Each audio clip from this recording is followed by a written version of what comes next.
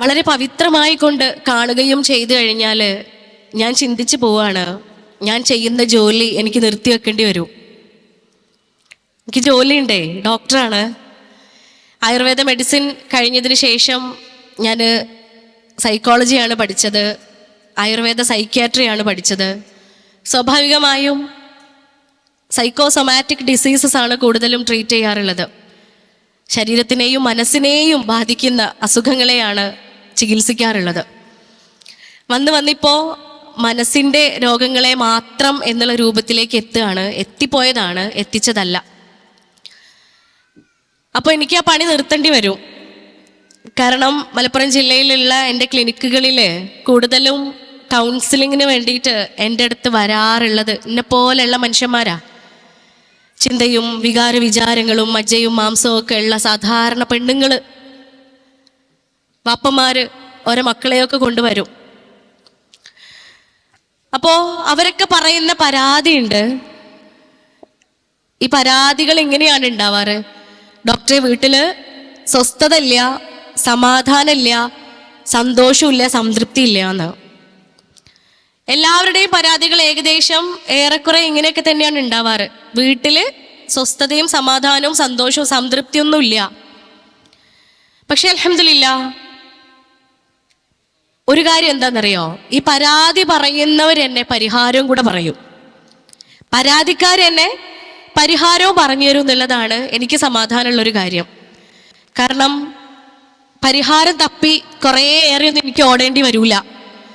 സ്വസ്ഥതയും സമാധാനവും സന്തോഷവും സംതൃപ്തിയൊന്നും ഇല്ല ഡോക്ടറെ പൊരയില് വീട്ടില് എന്ന് പറയണതിൻ്റെ കൂടെ തന്നെ പറയും, നിങ്ങൾ ഓളെ ഒന്ന് നന്നാക്കി തരുമോന്ന്, അല്ലെങ്കിൽ പറയും നിങ്ങൾ ഓനെ ഒന്ന് നന്നാക്കി തരുമോന്ന്. അപ്പൊ ഈ ഓന് ഒരു പക്ഷെ നമ്മളൊക്കെ തന്നെയാണ് ഈ ഓളുകളും ഓനുകളും ഒക്കെ.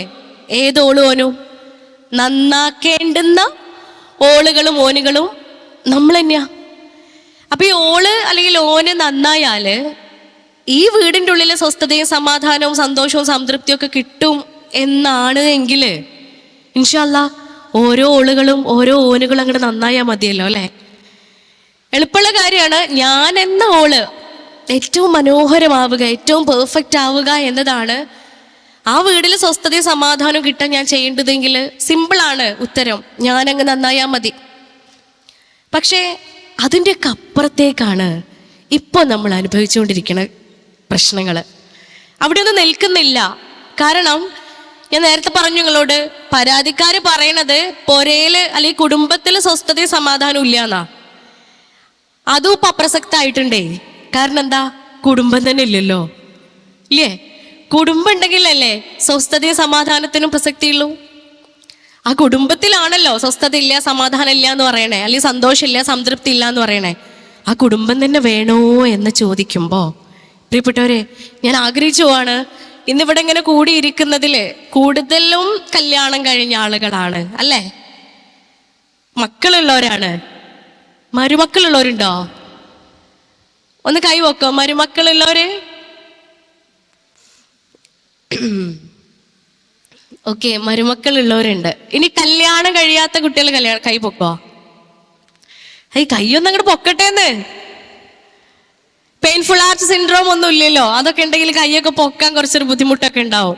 ഒക്കെ യങ് ആയിട്ടുള്ള ആളുകളാണ്, വളരെ സുന്ദരികളായ ആളുകളാണ് എൻ്റെ മുമ്പിലുള്ളത്, യങ് ഏജിലുള്ള. അപ്പോൾ മുകളിലുള്ളതൊക്കെ ഐ തിങ്ക് കൂടുതൽ കുട്ടികളും വിവാഹം കഴിക്കാത്തവരാ. ഞാൻ മനസ്സിലാക്കുന്ന ഒരു കാര്യം, കല്യാണം കഴിയാത്ത കുട്ടികളാണ് കൂടുതലും ഈ ഒരു വിഷയത്തെക്കുറിച്ച് മനസ്സിലാക്കേണ്ടത്.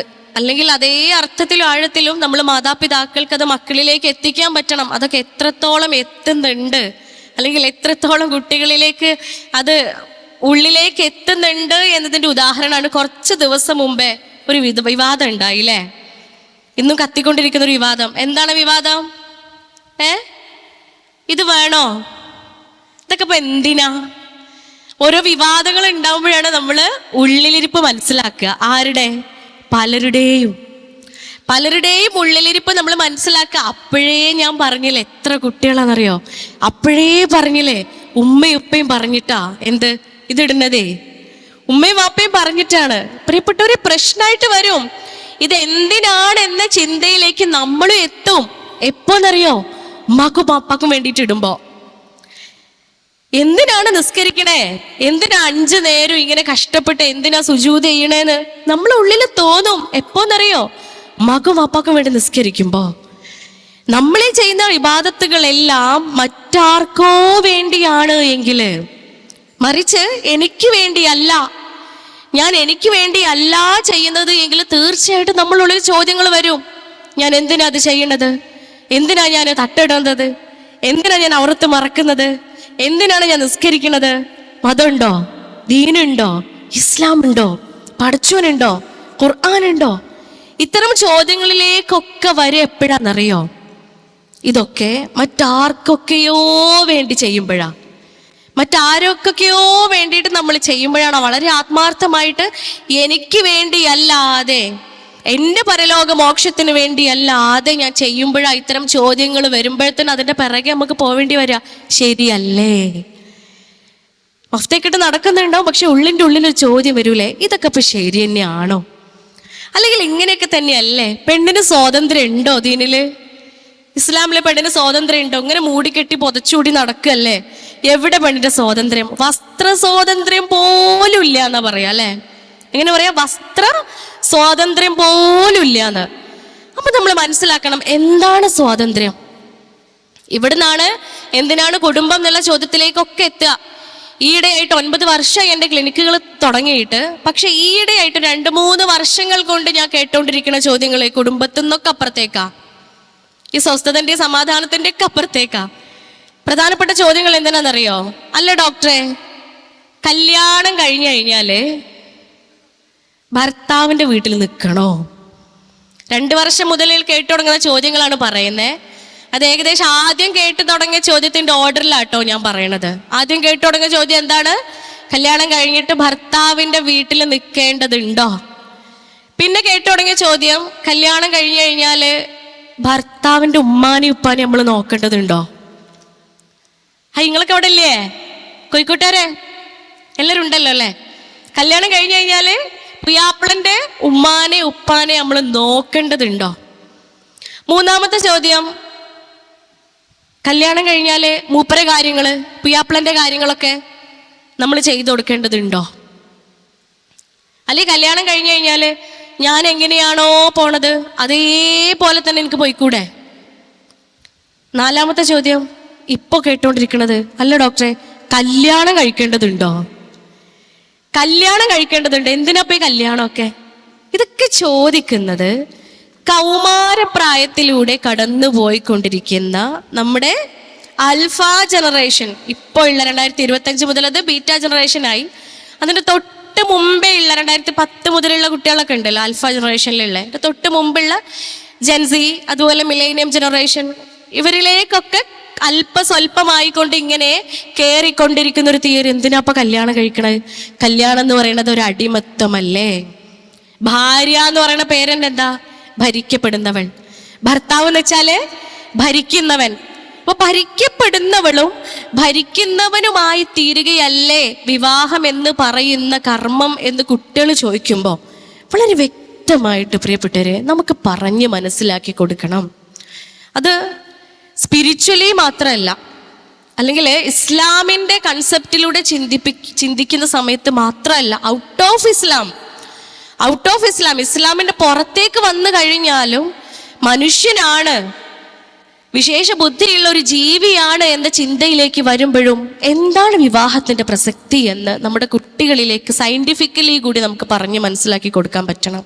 നമുക്കറിയാം, നിങ്ങൾ പരസ്പരം ആനന്ദിക്കുവാനും ആഹ്ലാദിക്കുവാനും സംതൃപ്തി അടയുവാനും വേണ്ടി നിങ്ങളെ ഞാൻ ഇണകളാക്കി സൃഷ്ടിച്ചിരിക്കുന്നു എന്ന് പടച്ചോന് പരിശുദ്ധ ഖുർആനിലൂടെ നമുക്ക് ഓരോരുത്തർക്കും തരുന്ന വാഗ്ദാന. ആനന്ദിക്കുവാനും ആഹ്ലാദിക്കുവാനും സംതൃപ്തി അടയുവാനും വേണ്ടി നിങ്ങളെ ഞാൻ ഇണകളാക്കി സൃഷ്ടിച്ചിരിക്കുന്നു. അപ്പൊ ഈ വിവാഹത്തിലൂടെ ഉണ്ടാവേണ്ടത് ആനന്ദവും ആഹ്ലാദവും സംതൃപ്തിയുമാണ്. അപ്പൊ എവിടുന്നാണ് നമ്മുടെ കുട്ടികൾ, വിവാഹം കഴിക്കാൻ ആഗ്രഹിക്കുന്ന മക്കൾ ഈ ആനന്ദവും ആഹ്ലാദവും സംതൃപ്തിയൊക്കെ എവിടുന്ന് കാണേണ്ടതുണ്ട്? റിയൽ അല്ലാത്ത റീൽസുകളിലും ഫിൽറ്റേർഡ് ഷോർട്സിലും അല്ല കാണേണ്ടത്. കാരണം റിയൽ അല്ലാത്ത റീലിലും ഫിൽറ്റേർഡ് ഷോർട്സുകളിലും വിവാഹം കഴിച്ച ഭാര്യ ഭർത്താക്കന്മാർ അടിപിടി കൂട്ടുന്നതേ കാണുള്ളൂ. സ്നേഹിക്കുന്നത് കാണൂല. അവിടെ സ്നേഹപ്രകടനങ്ങൾ കാണുക ഹറാമായ ബന്ധങ്ങളിലാ. ഹറാമായ വിവാഹം കഴിക്കാത്ത ബന്ധങ്ങളിലാണ് സ്നേഹപ്രകടനങ്ങൾ കാണുള്ളൂ. വിവാഹം കഴിഞ്ഞവരിൽ സ്നേഹപ്രകടനങ്ങൾ കാണുന്നില്ല, ആത്മാർത്ഥമായ സ്നേഹം കാണാൻ പറ്റുന്നില്ല. പക്ഷേ ഈ റീൽസും ഷോർട്സ് ഒക്കെ മാറ്റി വെച്ച് കുടുംബത്തിനുള്ളിലേക്ക് വരുമ്പോ മക്കളുടെ ആദ്യത്തെ സ്കൂൾ എന്ന് പറയുന്നത്, നമ്മളെ കുട്ടികളുടെ ആദ്യത്തെ സ്കൂൾ എന്ന് പറയുന്നത് നമ്മളെ വീടാ. വീട്ടിൽ നിന്നാണ് അവർ കാണുന്നത്, വീട്ടിൽ നിന്നാണ് അവർ പഠിക്കുന്നത്, വീട്ടിൽ നിന്നാണ് അവർ മനസ്സിലാക്കുന്നത്. ഞാൻ എപ്പോഴും പറയും, ഞാൻ ജീവിക്കുന്നത് 3 ക്യാമറന്റെ മുമ്പിലാണെന്ന്. നിങ്ങൾ ആലോചിച്ച് നോക്കി, നടുവിൽ നിങ്ങൾക്ക് ഇവിടെ ഇല്ലേ കോഴിക്കോട്ടുകാരെ? എൻ്റെ ശബ്ദത്തിന് ചെറിയൊരു പ്രശ്നമുണ്ട്. ചിലപ്പോൾ എല്ലാവരും പഠിച്ചോനെ ഇത് ഫർഹീനെയാണോ എന്നൊക്കെ ചിന്തിക്കുന്നുണ്ടാവും. എൻ്റെ സൗണ്ടിൽ കൊല്ലിക്കാരോ പിടിച്ചിട്ടുണ്ട് ഒരാഴ്ചയായിട്ട്. ടോൺസിലൈറ്റിസ് ഒക്കെ വന്ന് സൗണ്ടൊക്കെ ഭയങ്കര വീക്കാണ്. അപ്പോൾ വേറൊരു സൗണ്ടിലാണ് എനിക്ക് തന്നെ മനസ്സിലാവുന്നത് ഇത് ആരെ സൗണ്ടാന്ന് ചിലപ്പോൾ ഞാൻ തന്നെ ചിന്തിച്ചു പോകുന്നുണ്ട്. ഞാൻ തന്നെയാണ് പ്രിയപ്പെട്ടവരെ, നമ്മൾ ഒരുമിച്ചാണ് ഉള്ളത്, എല്ലാവരും ഇവിടെ ഉണ്ടല്ലോ. ഈ ക്യാമറ ഇല്ലേ, നടുവിലൊരു ക്യാമറ ഉണ്ട്. ഇപ്പൊ ക്യാമറ എന്നെ മാത്രമാണ് ഫോക്കസ് ചെയ്യണമെന്ന് എനിക്ക് തോന്നുന്നത് കേട്ടോ, അറിയില്ല. ഈ ക്യാമറ ഇങ്ങനെ എല്ലാവരും അടുത്തേക്ക് വരുമ്പോ എങ്ങനെ ഉണ്ടാവും? നമ്മൾ എന്താ ആദ്യം ചെയ്യാ? ക്യാമറ അടുത്ത് വരുമ്പോ നമ്മൾ ആദ്യം എന്ത് ചെയ്യും? അതെ, തട്ടൊക്കെ ഒന്ന് ക്ലിയർ ചെയ്യൂ അല്ലേ? ആദ്യം നമ്മള് പഠിച്ചോനെ തട്ടൊക്കെ ശരിക്കും മറിഞ്ഞിട്ടില്ലേ, എല്ലാ ഭാഗവും ശരിക്കും മറിഞ്ഞിട്ടില്ലേ എന്നൊക്കെ ഒന്ന് നോക്കി ഒന്ന് ക്ലിയർ ആയിട്ട് ഈ ക്യാമറേന്റെ മുമ്പിൽ നമ്മൾ നിൽക്കാൻ ശ്രമിക്കും. കാരണം എന്താണെന്നറിയോ, നാളെ ഒരുപക്ഷെ ഈ വീഡിയോ നിങ്ങളെ ഗ്രൂപ്പിലെ, നിങ്ങൾ MGMന്റെ ഗ്രൂപ്പിൽ ചിലപ്പം പ്രദർശിപ്പിക്കപ്പെടും. അപ്പൊ നമ്മളെ മാത്രം സൂം ചെയ്ത് നോക്കൂല്ലേ, ഞാൻ എങ്ങനെ ഉണ്ടെന്ന്. ഒരു ഫോട്ടോ കിട്ടുമ്പോൾ നമ്മൾ ആദ്യം ആരെയാ നോക്കുക? ഞാൻ എന്നെ മാത്രം സൂം ചെയ്ത് നോക്കും. ഞാൻ ഓക്കെ ആണെങ്കിൽ ഉടനെ ആ ഫോട്ടോ എന്ത് ചെയ്യും, അടുത്ത ഗ്രൂപ്പിലേക്ക് ഫോർവേഡ് ചെയ്യും. അപ്പുറം ആളെ കോലം എന്താ ചെയ്യുന്നത് നമ്മൾ നോക്കൂല അല്ലെ? അതങ്ങനെയാ, മാനുഷികമാണ്, മനുഷ്യ സഹജമാണ്, നമ്മൾ മനുഷ്യന്മാർ അങ്ങനെയാണ്. അപ്പോൾ ഈ വീഡിയോ നമ്മളെ മുമ്പിൽ പ്രദർശിപ്പിക്കാൻ പോകുന്ന നമ്മുടേതാകുന്ന ഈ കൂട്ടുകെട്ടിന്റെ ഈ വീഡിയോകൾ ഒരു പക്ഷേ അല്പസ്വല്പം വികലമായാലും, കുറച്ച് മോശമാണെങ്കിലും, കുറച്ചൊക്കെ കേട് വന്നാലും എഡിറ്റ് ചെയ്യാനുള്ള ഓപ്ഷൻസ് നമ്മളെ മുമ്പിലുണ്ട്. എഡിറ്റ് ചെയ്യാൻ കുറേ ആപ്ലിക്കേഷൻസ് നമ്മളെ മുമ്പിലുണ്ട് അല്ലേ? പക്ഷെ ഉണ്ടല്ലോ, ഞാനും നിങ്ങളൊക്കെ ജീവിച്ചോണ്ടിരിക്കുന്ന, നമ്മുടെ ജീവിതം ഇങ്ങനെ ഒപ്പിക്കൊണ്ടിരിക്കുന്ന ക്യാമറകളുണ്ട്, നമ്മുടെ മക്കളാകുന്ന ക്യാമറകൾ. എൻ്റെ ഒരു അവസ്ഥ ആലോചിച്ചാക്കണേ, 3 ക്യാമറന്റെ മുമ്പിലാ സ്ഥിരമായിട്ട് ഞാൻ ജീവിക്കണതേ. 6ാം ക്ലാസ്സിലും 5ാം ക്ലാസ്സിലും 4ാം ക്ലാസ് UKG-യിലും പിന്നെ പഠിക്കുന്ന 3 ക്യാമറകള്, 6ലും 5ലും UKG-യിലും പഠിക്കുന്ന 3 ക്യാമറകളുടെ മുമ്പിൽ എൻ്റെ ജീവിതം. ഉമ്മ എന്താ ചെയ്യണേ, ഉമ്മ എന്താ പറയണേ, ഉമ്മ എങ്ങനെയാ ഇടപെടുന്നേ, ഉമ്മ എങ്ങനെയാ പെരുമാറുന്നേ, ഉമ്മയും ഉപ്പയും തമ്മിൽ എങ്ങനെയാ, വീട്ടിൽ ഗസ്റ്റ് വരുമ്പോ അവരെങ്ങനെയാ, അവർ പുറമേ ഉള്ള ആളുകളോട് എങ്ങനെയാ, അവരവരുടെ ഉമ്മാനോടും ഉപ്പാനോടും എങ്ങനെയാ, അവര് കുടുംബക്കാരോട് എങ്ങനെയാ, അയൽപക്കക്കാരോട് എങ്ങനെയാ, അവരുടെ സാമ്പത്തിക ഇടപെടലുകളൊക്കെ എങ്ങനെയാ, ഇതൊക്കെ കുട്ടികൾ ഇങ്ങനെ ഒപ്പിയെടുക്കുന്നുണ്ട്. അവരുടെ തലച്ചോറിൻ്റെ ഉള്ളിലേക്ക് ഇങ്ങനെ കയറ്റുക. ചെറിയ മക്കളാണ്, അവരുടെ പ്രീ ഫ്രോണ്ടൽ കോർട്ടെക്സ് വളർന്നിട്ടില്ല. പൂർണ്ണമായും ഇംഗ്ലീഷുകാർ വിളിക്കുന്ന പോലെ ജെന്റിൽമാൻ ആൻഡ് ലേഡി ആവണമെന്നുണ്ടെങ്കിൽ 19 23 വയസ്സിന്റെ ഇടയിലുള്ള പ്രായം ആവണം.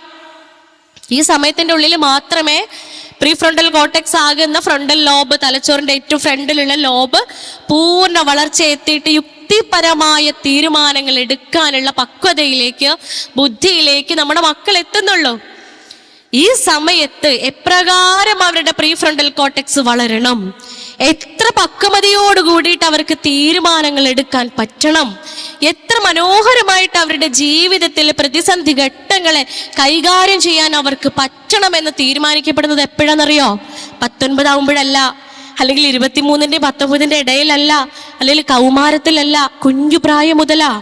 ഇൻസൈഡ് ദി വോംബ്, ഉമ്മാന്റെ ഗർഭപാത്രത്തിനുള്ളിൽ ഇരിക്കുന്ന സമയം മുതൽ അവിടെ മോൾഡ് ചെയ്യപ്പെടുകയാണ്. കുട്ടി പുറത്തു വന്നതിന് ശേഷം കുട്ടിയുടെ ചുറ്റുപാടുകൾക്കനുസരിച്ച്, കുട്ടി കാണുകയും കേൾക്കുകയും അറിയുകയും അനുഭവിക്കുകയും ചെയ്യുന്ന കാര്യങ്ങൾക്കനുസരിച്ച് അത് തീരുമാനിക്കപ്പെടുകയാണ് ആ തലച്ചോറ്. അതുകൊണ്ട് തന്നെ എല്ലാ കാര്യങ്ങളുടെയും മാതൃക അത് ഉമ്മയാണ്, ഉപ്പയാണ്, വീടാണ്, കുടുംബമാണ്. മക്കളാകുന്ന നമ്മുടെ ആ ക്യാമറയായ എൻ്റെ മക്കളുണ്ടല്ലോ, ആ മക്കളുടെ ജീവിതത്തിലൂടെയാ എൻ്റെ ജീവിതമാകുന്ന വീഡിയോ പ്രദർശിപ്പിക്കപ്പെടുക. ഭാവിയിൽ അവരുടെ ജീവിതത്തിലൂടെ എന്നെ ഒപ്പിയെടുത്ത, എൻ്റെ ഇണയെ ഒപ്പിയെടുത്ത അവരുടെ ഉമ്മയെയും ഉപ്പയെയും കുടുംബാംഗങ്ങളെയും അവരുടെ ജീവിത രീതിയെയും ഒപ്പിയെടുത്ത ആ വീഡിയോ നാളെ പ്രദർശിപ്പിക്കപ്പെടും ഞങ്ങളുടെ മുമ്പില്, നമ്മുടെ മുമ്പില്.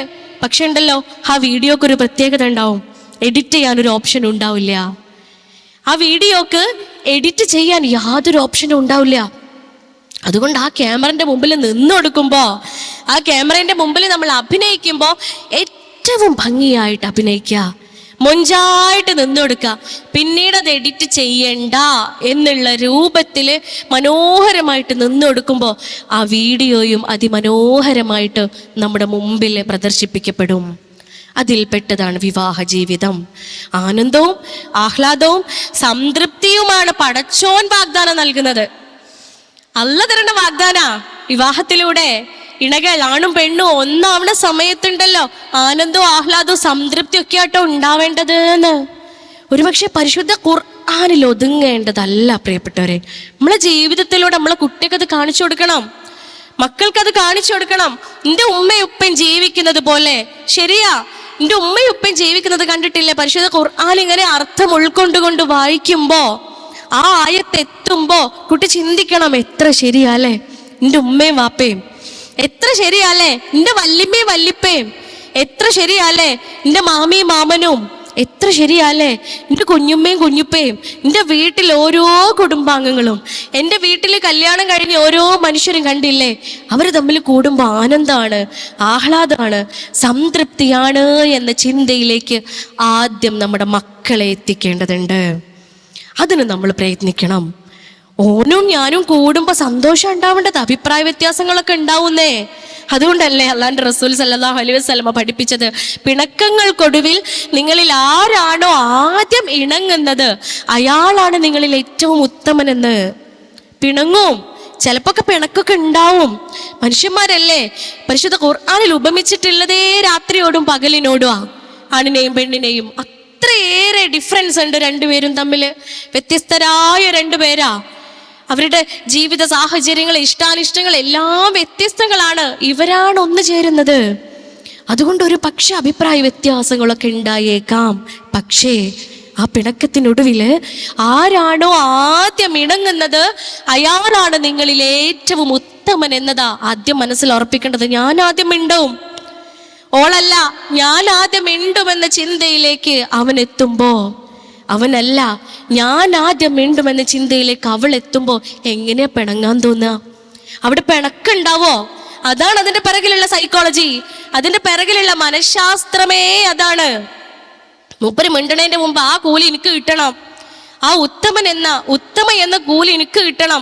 അതുകൊണ്ട് അഭിപ്രായ വ്യത്യാസമല്ലേ, സാരല്ല, നിങ്ങൾ ക്ഷമിച്ചേരി എന്ന് പറഞ്ഞിട്ട് ഇണക്കാനുള്ള ഹൃദയ വിശാലത ഉണ്ടല്ലോ, അത് കുറച്ച് പണിയല്ലേ ഞങ്ങളെ കോഴിക്കോട്ടാരെ? കുറച്ച് പണിയല്ലേ? നമ്മൾ പെണ്ണുങ്ങൾക്ക് കുറച്ചും കൂടെ അതിനെ റിലേറ്റ് ചെയ്യാൻ പറ്റും. കാരണം ഞങ്ങളെ നാട്ടിൽ കുയിന്ത് പോര് എന്നൊക്കെ പറഞ്ഞ് കുറച്ച് വികാരങ്ങളുണ്ട്. കോഴിക്കോട് ഉണ്ടോന്ന് എനിക്കറിയില്ല കേട്ടാ. കുയിന്തുണ്ടോ? കുയിന്തില്ലേ? കുശുമ്പുണ്ടോ? അതന്നെയാണ് ഞങ്ങളെ മലപ്പുറംകാർക്ക് കുയിന്ത്. ഹൈ, നിങ്ങൾ കോഴിക്കോട്ടുകാരെ കുശുമ്പാണ്, ഞങ്ങൾ മലപ്പുറംകാര് എസ്പെഷ്യലി ഞങ്ങൾ നിലമ്പൂരാരെ എന്തെന്നറിയോ? കുയിന്ത്. ആ കുയിന്ത് എന്ന് പറയുമ്പോ തന്നെ ആ വാക്കിൽ തന്നെ ഉണ്ട്. എന്താ സംഭവിക്കാന്നറിയോ?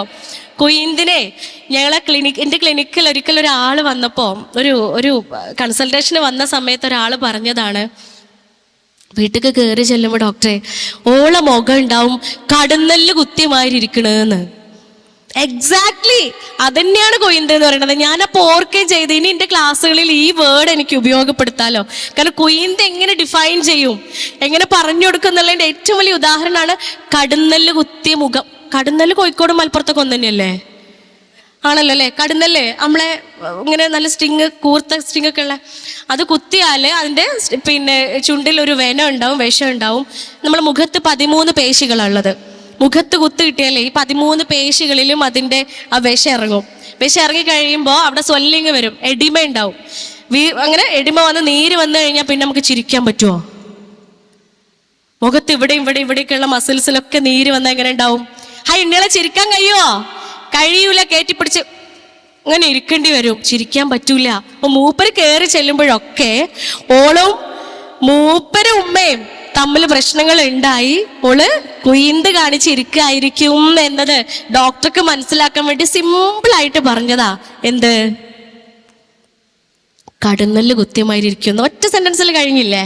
നമ്മൾ മലപ്പുറംകാര്, നിങ്ങൾ കോഴിക്കോട്ടുകാരെ എങ്ങനെയാണെന്ന് അറിയില്ല, ഞങ്ങൾ മലപ്പുറംകാരെ എല്ലാം സിമ്പിളാക്കുന്ന ആളുകളാ ഇല്ലേ? എനിക്ക് എന്നെ ഇഷ്ടാണ് എന്നൊരാള് പറയാ, എനിക്ക് നിന്നെ ഇഷ്ടാണ് കേട്ടോന്ന്. തിരിച്ച് പുയ്യാപ്പിള പെണ്ണിനോട് പറഞ്ഞ എന്താന്നറിയോ? ചിജുന്ന്. എന്താ പറഞ്ഞേ? ചിജു.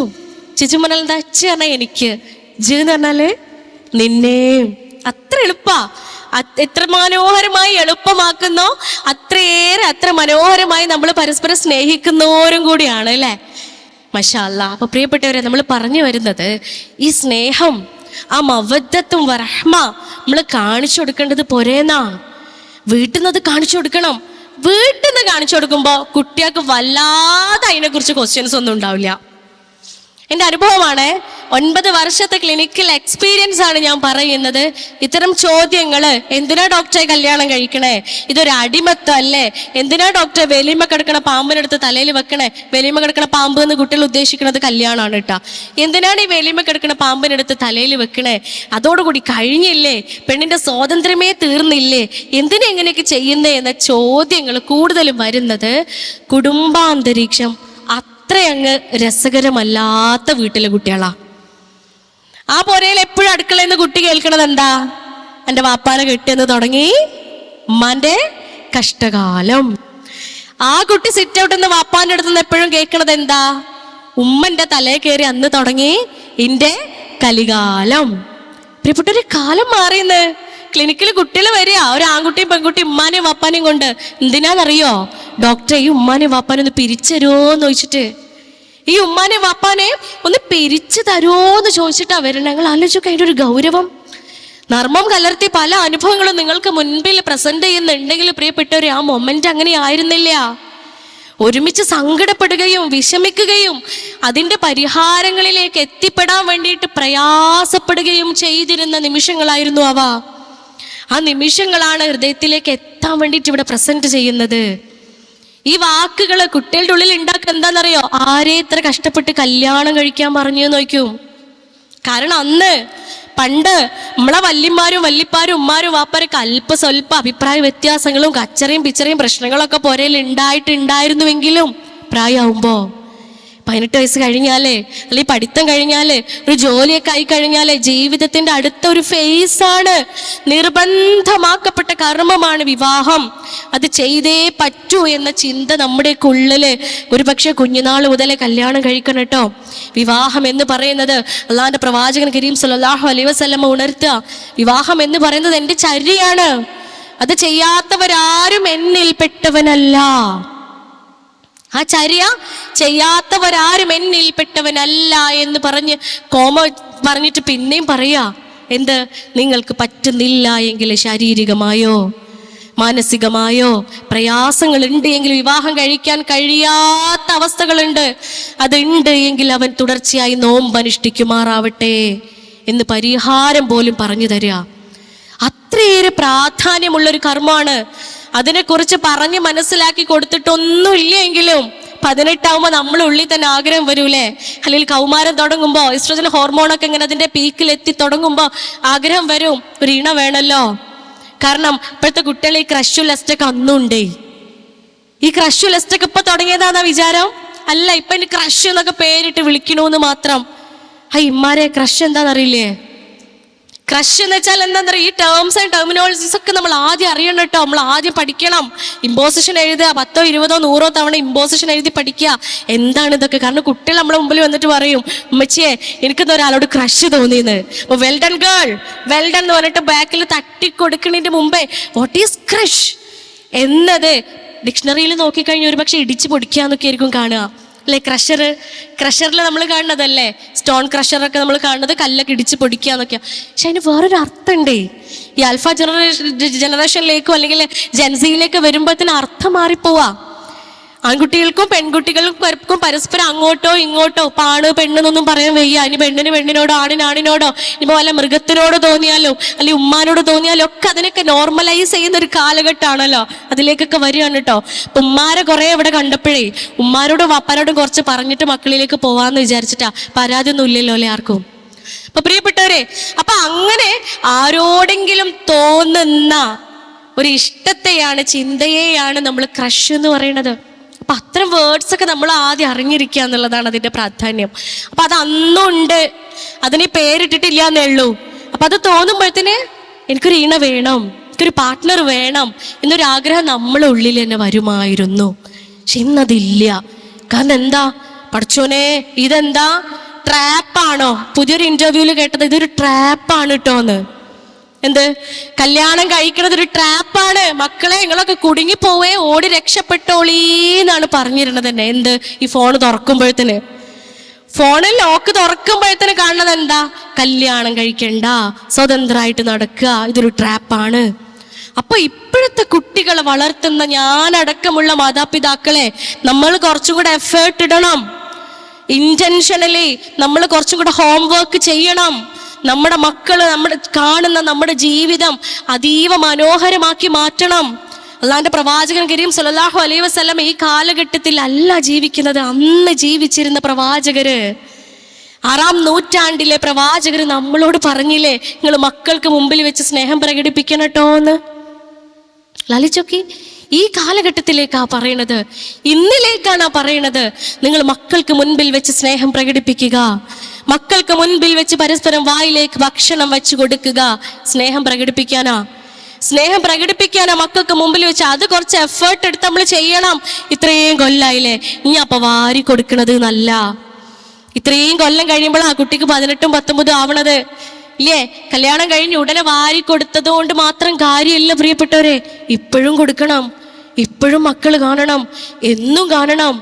മവ്വത്തത്ത് കഴിഞ്ഞ് നിർത്തിയിട്ടില്ല, റഹ്മയിലേക്ക് എത്താനാ പരിശുദ്ധ ഖുർആൻ പറയുന്നത്. മവ്വത്തത്ത് കഴിഞ്ഞ് നിർത്തിയിട്ടില്ല, ലവ് മാറി അത് കാരുണ്യത്തിലേക്ക് എത്തേണ്ടതുണ്ട്. ആ കാരുണ്യത്തിന്റെ ഭാഗമായിട്ട് പരസ്പരം അങ്ങോട്ടും ഇങ്ങോട്ടും ഭക്ഷണം വാരി കൊടുക്കുന്നത് കാണണം. ഉമ്മയെപ്പോഴും കളിക്കുന്നതും ചിരിക്കുന്നതും രസിക്കുന്നതും മക്കൾ കാണണം. അവർ തമ്മിൽ ഇരിക്കുന്ന സമയത്ത്, അവർ തമ്മിൽ കൂടിച്ചേരുന്ന സമയത്ത്, അവരുടെ കൂടെ ഇരിക്കുന്ന സമയത്ത് മക്കൾ കാണേണ്ടത് ഈ സന്തോഷം മാത്ര, കലഹങ്ങളും ബഹളങ്ങളും അല്ല പ്രിയപ്പെട്ടവരെ. അതിൽ നമ്മൾ എഫേർട്ട് എടുത്താലേ, നമ്മൾ ഇന്റൻഷനലി കരുതിക്കൂട്ടി അതൊരു ടാർഗറ്റായിട്ട് നമ്മളെ മുമ്പിൽ വെച്ചെങ്കിൽ മാത്രമേ നമ്മളെ കുട്ടികൾ നമ്മളെ കയ്യിൽ കിട്ടുള്ളൂ. എങ്കിൽ മാത്രമേ നമ്മളെ കുട്ടികൾ നമ്മളെ കയ്യിലേക്ക് കിട്ടുള്ളൂ പ്രിയപ്പെട്ടവരെ. പ്രിയപ്പെട്ട കോഴിക്കോട്ടുകാരെ, കഴിഞ്ഞ ദിവസം എൻ്റെ ക്ലിനിക്കിൽ ഉണ്ടായൊരു അനുഭവം. ഒരു കുട്ടി വന്നിട്ട് ഒരു മോനെ കൗൺസിലിങ്ങിന് കൊണ്ടുവന്നതാണ്. അവൻ എൻ്റെ അടുത്ത് സംസാരത്തിൻ്റെ ഇടയിൽ പല ടോപ്പിക്കുകൾ ഞങ്ങൾ ഇങ്ങനെ ചർച്ച ചെയ്തുകൊണ്ടിരിക്കുക. നിങ്ങളൊക്കെ ഇവിടെ ഇല്ലേ? മടുക്കണ്ടാ? കുറച്ചേരം കൂടെ കേട്ടോ. ആ കുട്ടി വന്നിട്ട് എൻ്റെ അടുത്ത് പറഞ്ഞു, ഡോക്ടർ, നമ്മളൊക്കെ ഫാമിലിയിലേ ഏൺ ചെയ്യാത്ത മെമ്പേഴ്സൊക്കെ വേസ്റ്റ് അല്ലേ എന്ന്. ഞാൻ ചോദിച്ചു ഒന്നും കൂടി, മനസ്സിലായില്ലേ? അപ്പോൾ അവൻ പറഞ്ഞു, അങ്ങനെയല്ല ഡോക്ടറെ, നമ്മളെ കുടുംബത്തിൽ, നമ്മളെ ഫാമിലിയിൽ ഏൺ ചെയ്യാത്ത മെമ്പേഴ്സൊക്കെ വേസ്റ്റ് അല്ലേ എന്ന്. അപ്പോൾ ഞാൻ ചോദിച്ചു, അപ്പോൾ ഇവരൊക്കെ എന്താ ചെയ്യുക?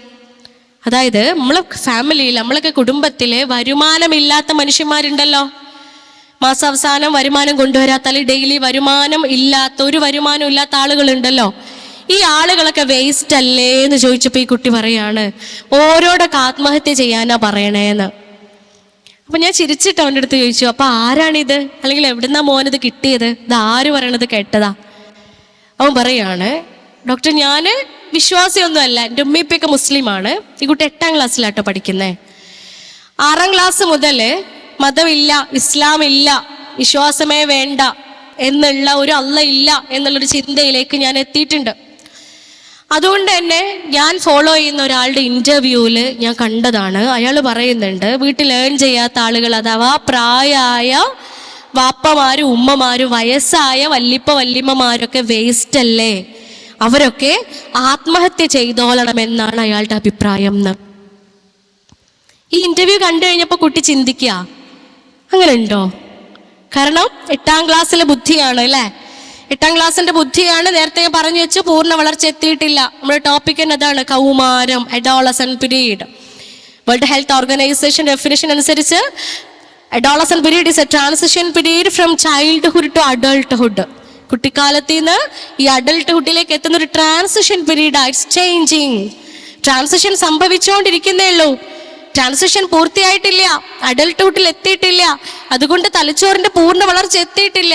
പൂർണ്ണ വളർച്ച എത്താത്ത അവന്റെ ഏറ്റവും പരിമിതമായ ചിന്തയിൽ നിന്നുകൊണ്ടോ ചിന്തിക്കുക, അപ്പോൾ ഓലൊക്കെ വേസ്റ്റാ, വെല്ലുമ്മയൊക്കെ വേസ്റ്റ് അല്ലേ, ഓലെ കൊണ്ടൊന്നും ഒരു ഉപകാരം ഇല്ലല്ലോ, പിന്നെ ഇപ്പൊ എന്തിനാ ഓല് കുടുംബത്തില്, അപ്പൊ ഓലോടൊക്കെ ആത്മഹത്യ ചെയ്യാൻ പറയല്ലേ എന്ന്. പ്രിയപ്പെട്ടവരെ, ഈ ചിന്ത എവിടെ നിന്ന് ഉണ്ടാവണമെന്നറിയോ? ഈ ചിന്ത എവിടെ നിന്ന് ഉണ്ടാവുമെന്നറിയോ? ഇവർ ഫോളോ ചെയ്യുന്ന ഈ വ്യക്തിവാദത്തിൽ നിന്നാണ്. ഇവർ ഫോളോ ചെയ്യുന്ന ഈ ഫ്രീഡത്തിൽ നിന്നാണ്. ഇവരാഗ്രഹിക്കുന്ന, അവർക്ക് കിട്ടണമെന്ന് ആഗ്രഹിക്കുന്ന ഒരു സ്വാതന്ത്ര്യം ഉണ്ടല്ലോ, ഒരു ലിബറലിസം ഉണ്ടല്ലോ, അതിൽ നിന്നാണ്. നമ്മളൊന്ന് ആലോചിച്ച് നോക്കി, കുടുംബം ഇല്ലെങ്കിൽ, ഈ കുടുംബമില്ല എന്ന ചിന്തയിലേക്ക് എത്തിക്കഴിഞ്ഞാൽ ആരാ നോക്ക്? പ്രായമായ ഉമ്മാനെയും വാപ്പാനെയും ആര് നോക്കും? മക്കൾക്ക് ബാധ്യതയാണ്. പ്രായമായ ഉമ്മയെയും ഉപ്പയും മക്കളുടെ ബാധ്യതയാണ്. അവരുടെ കാലിനടിയിലാണ് സ്വർഗ്ഗമുള്ളത്. പ്രായമായ ഉമ്മാനെയും ഉപ്പാനെയും പരിചരിച്ച് എൻ്റെ അരികിൽ നിന്നും അവർ മരണപ്പെട്ടു പോവുകയാണെന്നുണ്ടെങ്കിൽ എനിക്ക് വാഗ്ദാനം നൽകിയിട്ടുള്ളത് സ്വർഗമാണ് എന്ന് പഠിപ്പിച്ചത് ദീനാണ്. ആ ദീനില്ല എങ്കിൽ, ആ ദീനിന്റെ നിയമങ്ങൾ ഇല്ല എങ്കിൽ, അതിൽ നിന്ന് പുറത്തു പോയാല് പിന്നെ എന്താ അതിൽ അർത്ഥമുള്ളത്? പിന്നെ എന്താ അർത്ഥമാണ് അതിനുള്ളത്? അത്തരം ചിന്തകളിലേക്ക് നമ്മളെ മക്കൾ മെല്ലെ മെല്ലെ എത്തുക. പ്രായമായ ഉമ്മയും വാപ്പയൊക്കെ പോയി മരിച്ചോട്ടെ, വയസ്സായവരോടൊക്കെ ഓലെന്നെ സ്വന്തം ആത്മഹത്യ ചെയ്താൽ തീർന്നല്ലോ. ഈ ചിന്തയിലേക്ക് നമ്മൾ മക്കൾ എത്തുമ്പോൾ 1970 സാൻഫോർഡ് യൂണിവേഴ്സിറ്റിയിലെ, കാലിഫോർണിയയിലെ സാൻഫോർഡ് യൂണിവേഴ്സിറ്റിയിൽ നടന്ന ഒരു പഠനമുണ്ട്. അവിടെയുള്ള കുറച്ച് സയൻറ്റിസ്റ്റുമാർ നടത്തിയ ഒരു പഠനം ഇങ്ങനെയാണ്. കുറച്ച് കുട്ടികളെ വിളിച്ചിട്ട് ആ കുട്ടികൾക്ക് മാഷ്മെല്ലോ എന്ന് പറയുന്ന മിഠായി തിന്നാൻ വേണ്ടിയിട്ട് കൊടുക്കുകയാണ്, ടാബിളിൽ വെച്ച് കൊടുക്കുകയാണ്. ഈ എക്സ്പെരിമെൻറ്റിൻ്റെ പേര് തന്നെ സാൻഫോർഡ് മാഷ്മെല്ലോ എക്സ്പെരിമെൻ്റ് എന്നാണ്. ഈ എക്സ്പെരിമെൻ്റ് എങ്ങനെയാണ്? കുറച്ച് കുട്ടികളെ മുന്നിലിരുത്തി ടാബിളിൽ മാഷ്മെല്ലോ എന്ന് പറയുന്ന ക്യാൻഡി മിഠായി അവിടെ വെക്കുകയാണ്. എന്നിട്ട് ഒരു ടീച്ചർ വന്നിട്ട് ഈ കുട്ടികളെടുത്ത് പറഞ്ഞു, നിങ്ങൾക്ക് വേണമെങ്കിൽ ഇപ്പം തന്നെ അതെടുത്ത് കഴിക്കാം, ഇപ്പം തന്നെ മാഷ്മെല്ലോയിന്ന് ഒന്നെടുത്തിട്ട് കഴിക്കാം. അതല്ല കഴിക്കാതിരിക്കുകയാണെന്നുണ്ടെങ്കിൽ ഞാൻ പുറത്തു പോവും, കുറച്ച് കഴിഞ്ഞിട്ട് ഞാൻ വരും, ഞാൻ വരുന്നത് വരെ നിങ്ങളിത് കഴിക്കാതിരിക്കുകയാണെന്നുണ്ടെങ്കിൽ നിങ്ങൾക്ക് ഞാൻ 2 മാഷ്മെല്ലോ തരാം. ഇപ്പം കഴിക്കുകയാണെങ്കിൽ ഒന്നെടുത്ത് കഴിക്കാം. അതല്ല ഞാൻ തിരിച്ചു വരുന്നത് വരെ നിങ്ങളിവിടെ കാത്തിരിക്കുകയാണ്, വെയിറ്റ് ചെയ്യുകയാണ് എങ്കിൽ നിങ്ങൾക്ക് ഞാൻ 2 മാഷ്മെല്ലോ തരുമെന്ന്. അങ്ങനെ അവർ പുറത്തുപോയി ഈ കുട്ടികളുടെ എക്സ്പ്രഷൻസ്, ഈ കുട്ടികൾ ചെയ്ത് കൂട്ടുന്ന കാര്യങ്ങളൊക്കെ അവർ ക്യാമറ വഴി പുറത്തുനിന്ന് വാച്ച് ചെയ്യാണ്. ഈ വാച്ച് ചെയ്ത സമയത്ത് കാണുന്നത്, ചില കുട്ടികൾ ഓടി വന്ന് അപ്പം തന്നെ ഒന്നെടുത്ത് കഴിച്ചു, ഓടി വന്നിട്ട് അപ്പം തന്നെ ഒന്നെടുത്തിട്ട് കഴിച്ചിട്ട് ഓടിപ്പോയി ചെയറിലിരുന്നു. ചില കുട്ടികൾ എന്നിങ്ങനെ മെല്ലെ മെല്ലെ നുള്ളി പറിച്ചെടുക്കുന്നുണ്ട്. ചില കുട്ടികൾ തിന്നാൻ ശ്രമിക്കുന്നുണ്ട്, കൈ ഇങ്ങനെ പോകുന്നുണ്ട്, പക്ഷെ എടുക്കുന്നില്ല. ചില കുട്ടികൾ വളരെ ക്ഷമയോടെ പുറത്ത് കാത്തിരിക്കുകയാണ്. ഈ എക്സ്പെരിമെൻ്റ് നടത്തിയ ഈ കുട്ടികളെ, അവർ സെലക്ട് ചെയ്ത ഈ കുട്ടികളെ തുടർന്നുള്ള 40 വർഷക്കാലം അവരുടെ ജീവിതത്തെ ഇവർ അസസ് ചെയ്യാണ്. അസസ് ചെയ്തതിന് ശേഷം അതിൻ്റെ റിസൾട്ട് പബ്ലിഷ് ചെയ്യുന്നത് ഇങ്ങനെയാണ്. ഈ എക്സ്പെരിമെൻറ്റിൽ അവർ പുറത്തുപോയ ആ സമയത്ത് തന്നെ, ആ ഇൻസ്റ്റൻറ്റിൽ തന്നെ ആ മിഠായി കഴിച്ച കുട്ടികൾ, അവരുടെ മാനസികാവസ്ഥ എന്ന് പറയുന്നത് ഇൻസ്റ്റന്റ് ഗ്രാറ്റിഫിക്കേഷൻ ആഗ്രഹിക്കുന്ന, താല്പര്യപ്പെടുന്ന കുട്ടികളാണ്. അഥവാ പെട്ടെന്നുള്ള സന്തോഷം, അവർക്ക് സന്തോഷം അല്ലെങ്കിൽ സുഖം പെട്ടെന്ന് കിട്ടണം, പെട്ടെന്ന് സുഖം വേണം, പെട്ടെന്ന് സന്തോഷം വേണം, ഇത് ആഗ്രഹിക്കുന്ന കുട്ടികളാണ്. മറിച്ച് കുറച്ച് സമയം കാത്തിരുന്ന കുട്ടികൾ കുറച്ചും കൂടെ സമയം വെയിറ്റ് ചെയ്തു, പക്ഷേ ഇൻസ്റ്റന്റ് ആയിട്ട് അവർക്ക് ഗ്രാറ്റിഫിക്കേഷൻ കിട്ടിയില്ല, ഡിലേഡ് ഗ്രാറ്റിഫിക്കേഷൻ ആണ് അവർക്ക് കിട്ടിയത്. കുറച്ചും കൂടെ സമയം കഴിഞ്ഞപ്പോഴാണ് അവർക്ക് സന്തോഷം കിട്ടിയത്. പക്ഷെ കുറച്ച് സമയം കഴിഞ്ഞ് കിട്ടിയപ്പോൾ ആ സന്തോഷം എങ്ങനെ ഉണ്ടായിരുന്നു? 2 മാഷ്മെല്ലോ ആണ് കിട്ടിയത്. കുറച്ചും കൂടെ ഇന്റൻസിറ്റിയിലാണ്, കുറച്ചും കൂടെ ആഴത്തിലാണ് എന്ത് കിട്ടിയത്? സന്തോഷം കിട്ടിയത്. അപ്പൊ ഈ 2 ടൈപ്പ് ഓഫ് കുട്ടികളുടെയും മനഃശാസ്ത്രപരമായിട്ട് ആ കുട്ടികളുടെ മെന്റാലിറ്റിയാണ്, ആ കുട്ടികളുടെ മാനസികാവസ്ഥയാണ് അവിടെ പറഞ്ഞത്.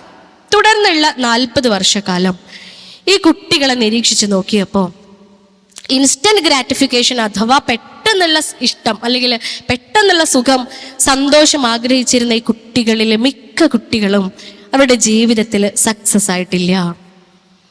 ഇവരാരും അവരുടെ ജീവിതത്തിൽ സക്സസ് അല്ല. മറിച്ച് ഡിലേഡ് ഗ്രാറ്റിഫിക്കേഷൻ ആഗ്രഹിച്ച് കുറച്ച് സമയം കാത്തിരുന്നാലും ഇതിനേക്കാൾ വലിയൊരു സുഖം കിട്ടാനുണ്ട്, ഇതിനേക്കാൾ നല്ല സന്തോഷം കിട്ടാനുണ്ട് എന്നാഗ്രഹിച്ചിരുന്ന കാത്തിരുന്ന കുട്ടികൾക്ക് അവരുടെ ജീവിതം വളരെ സക്സസ്ഫുള്ളി അവർ മുന്നോട്ടേക്ക് കൊണ്ടുപോകുന്നത് കാണാൻ സാധിച്ചു. രണ്ടാമത്തെ റിപ്പോർട്ട് ഇങ്ങനെയാണ് പറയുന്നത്: ഈ പെട്ടെന്ന് സുഖത്തിന് വേണ്ടിയിട്ട് മാഷ്മല്ലോ എടുത്ത് കഴിച്ച കുട്ടികളിൽ പലരും അവരുടെ ജീവിതത്തിൽ അബ്യൂസ് ചെയ്യപ്പെടുന്ന കുട്ടികളാണ്, അല്ലെങ്കിൽ ഡ്രഗ്സ് യൂസ് ചെയ്യുന്ന കുട്ടികളാണ്, അഡിക്ഷൻ ഇല്ല, ലഹരികൾ ഉപയോഗിക്കുന്ന കുട്ടികളാണ്.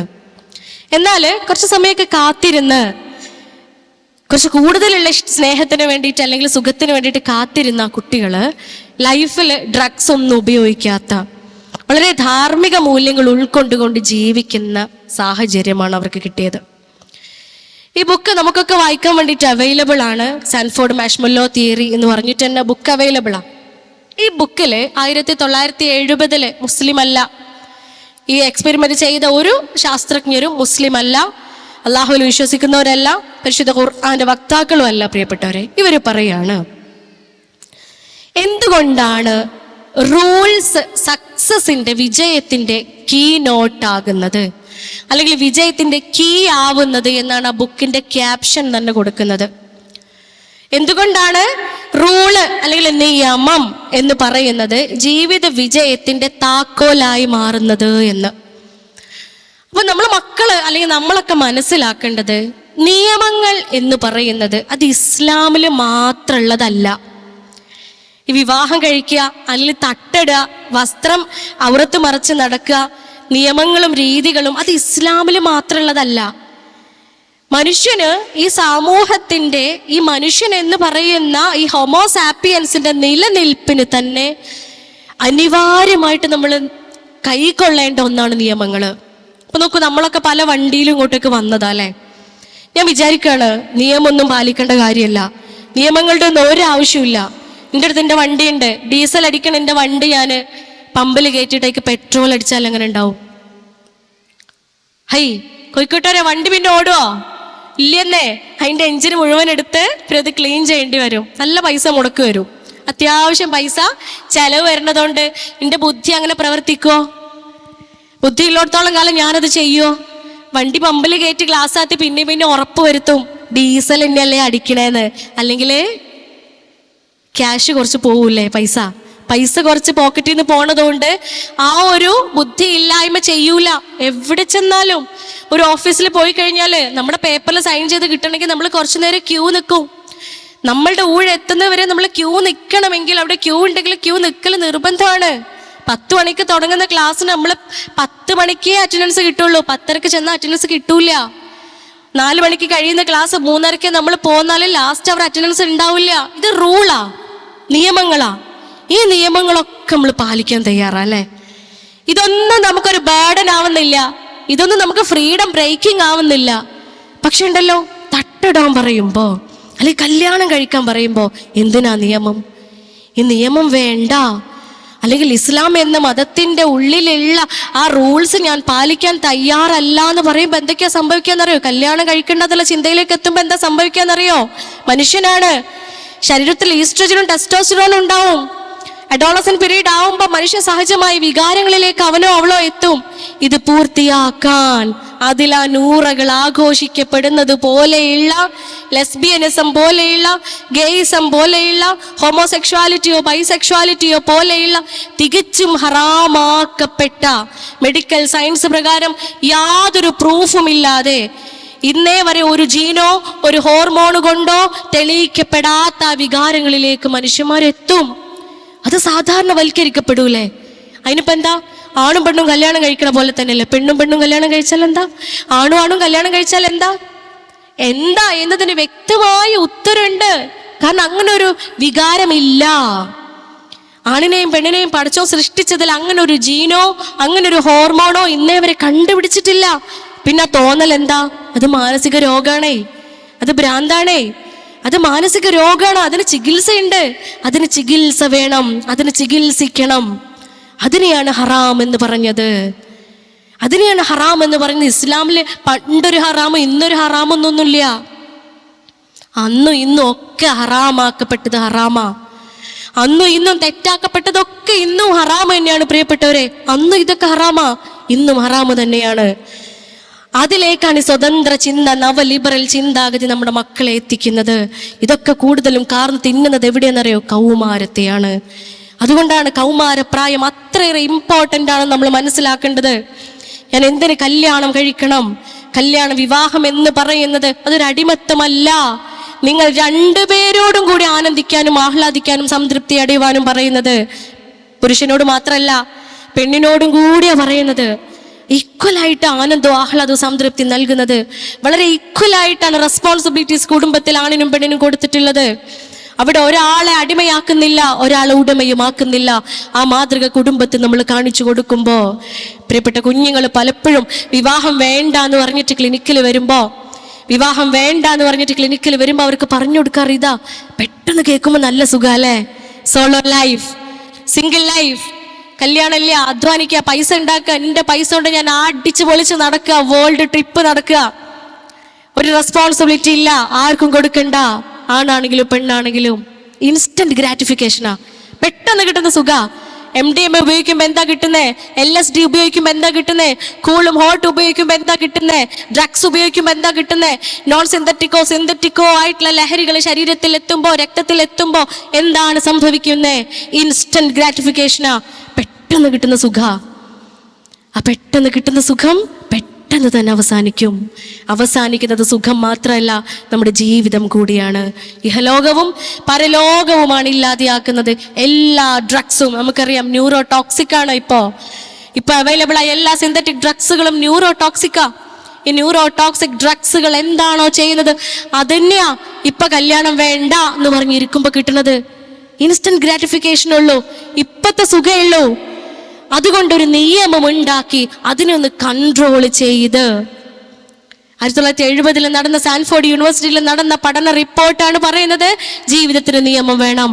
ഹോസ്റ്റലിൽ നിന്ന് കുട്ടികളാണെങ്കിൽ റിലേറ്റ് ചെയ്യാൻ പറ്റും. ഹോസ്റ്റലിൽ നമുക്ക് ഏറ്റവും വെറുപ്പുള്ളത് ആരെയാ? ഹലോ, ഹോസ്റ്റലിൽ ഏറ്റവും ദേഷ്യം ആരെയാ നമുക്ക്? വാർഡൻ. എന്തൊക്കെ പറയാത്ര മടി അല്ലേ? ആണെന്ന്, നമ്മളൊക്കെ ഹോസ്റ്റലിൽ നിന്നവരല്ലേ. അന്നും ഇന്നൊക്കെ അങ്ങനെ തന്നെ. ഹോസ്റ്റലിൽ നമുക്ക് ഏറ്റവും ദേഷ്യം ആരോടാ? വാർഡനോടാ. കാരണം എന്താണെന്നറിയോ? വാർഡന് സ്ട്രിക്റ്റ് റൂൾസും റെഗുലേഷൻസും ഫോളോ ചെയ്യും, നമ്മളെ കൊണ്ട് ഫോളോ ചെയ്യിപ്പിക്കും. വാർഡൻ ഇല്ലാത്ത ദിവസം അയ്യവാ, വാർഡൻ ഇല്ലെങ്കിൽ അറുമതിക്കൂല നമ്മളെ ഇല്ലേ? ഭയങ്കര രസാ. ഒരു ദിവസം രസാ, രണ്ടാമത്തെ ദിവസം രസാ, മൂന്നാമത്തെ ദിവസം ചിലപ്പോൾ രസം ഉണ്ടാവും, നാലാമത്തെ ദിവസം തുടങ്ങൂലേ അടിപിടി ഇല്ലേ? കയ്യൂക്കുള്ളവൻ കാര്യക്കാരനാവൂലേ? ഫുഡ് ചിലപ്പോ ഒരാൾക്ക് തോനെ കിട്ടും, ബാക്കിയുള്ളവർക്കൊന്നും ഒന്നും കിട്ടൂല, അടിയാവും, പ്രശ്നങ്ങളാവും. അതുകൊണ്ട് അവിടെ ഒരു വാർഡൻ ഉണ്ട്, അവിടെ ഒരു റൂൾ ഉണ്ട്. ആ റൂള് നമ്മൾ ഫോളോ ചെയ്യുന്നു. അതുപോലെ പ്രിയപ്പെട്ടവരെ, ഈ റൂളും റെഗുലേഷനും ഒന്നും ഇല്ല എങ്കിലേ ലെസ്ബിയനിസം ഇപ്പോ നോർമൽ ആയില്ലേ? അതിലെ നുറി നോർമൽ ആയില്ലേ? പെണ്ണും ആണും കല്യാണം കഴിക്കണില്ലേ? അപ്പം പെണ്ണും കല്യാണം കഴിച്ചോട്ടെ, അതിനിപ്പോ എന്താ എന്നുള്ളത് തട്ടിട്ട മുസ്ലിം കുട്ടികൾ ക്യാമ്പസുകളിൽ ചോദിക്കാൻ തുടങ്ങിയില്ലേ? ഇല്ലേ? കുട്ടികൾ ചോദിക്കാൻ തുടങ്ങിയില്ലേ? എന്താ പോലെ ഇഷ്ടല്ലേ, ഓല് ജീവിച്ചോട്ടെ എന്ന്. അതുപോലെ ചോദിച്ചു തുടങ്ങിയില്ല, ആണോ അല്ലേ, ഓലെ ഇഷ്ടല്ലേ, ഓല് ജീവിച്ചോട്ടെ എന്ന്. അമേരിക്കയിൽ ഒരു സംഘടനയുണ്ട്, ഒരു യൂണിറ്റ് ഉണ്ട്, ഒരു ഗ്രൂപ്പ് ഉണ്ട്. ഈ ഗ്രൂപ്പ് എന്തിനാണെന്നറിയോ? 10 വയസ്സിന് താഴെയുള്ള കുട്ടികളെ അവർക്ക് ഇഷ്ടം.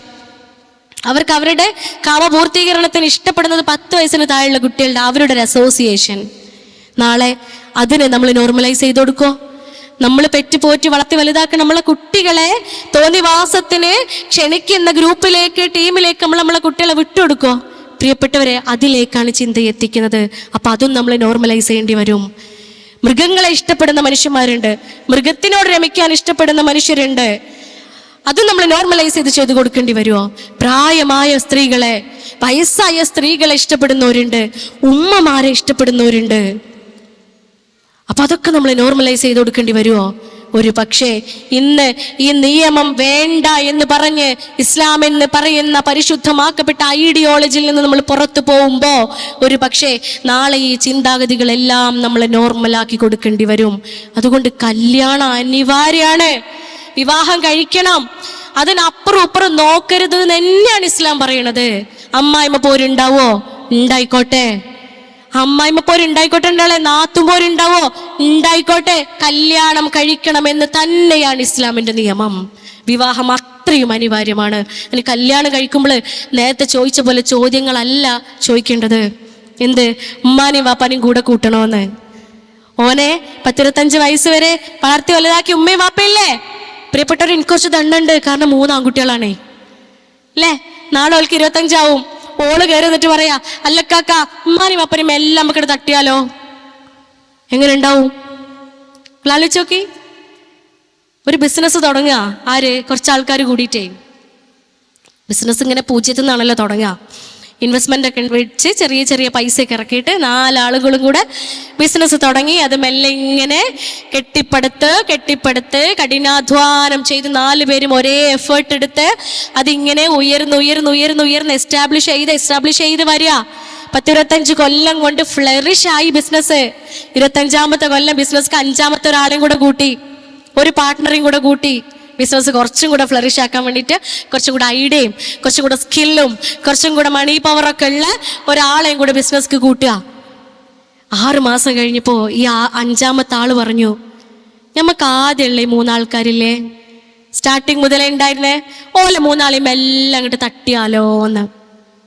നമ്മൾ മതിയല്ലോ ബിസിനസ്, ഇനി നമ്മൾ മതി ബിസിനസ്. ഒരു വേണ്ടാന്ന് പറഞ്ഞു കഴിഞ്ഞാൽ അത് പറഞ്ഞ ഈ 5-ാമത്തെ ബിസിനസ്സുകാരന്റെ മനസ്സുകളൊന്ന് ആലോചിച്ച് നോക്കണേ അല്ലേ.